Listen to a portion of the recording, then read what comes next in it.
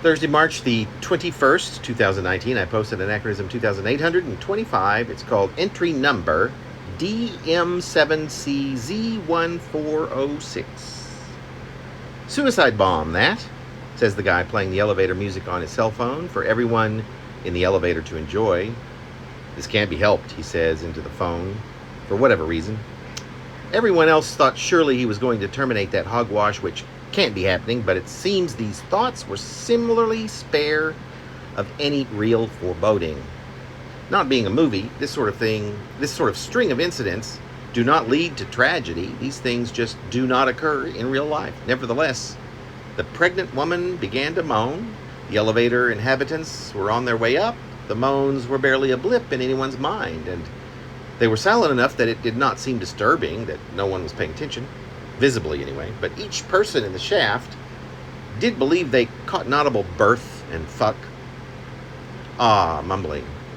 This is most definitely not what the occupants of elevator number 5 were thinking, but how could they not know, given the cast they encountered in the miniature fleeting home, in which, come to think of it, we all spend an awful lot of time as its occupants are zipped away to another home, whether zipping down or up, as it turns out, to one that's a little bit less miniature and a bit less fleeting at home.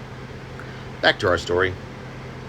With, I'll admit, an intended level of suspense, since I do know what happens next, even 51 years hence, as I type this. How could I possibly forget? Who could? I exited the elevator and sort of swaggered to my desk at my less fleeting home after noticing that everyone else in the elevator had the most unusual sunburn. These people are so not careful, I remember thinking as I swaggered toward the coffee machine.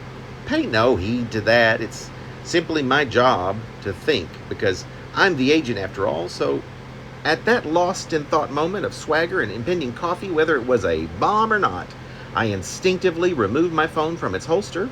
These things have been trending for weeks now, trust me, just look it up. And I sent one quick text. You still mean the world to me, Nick.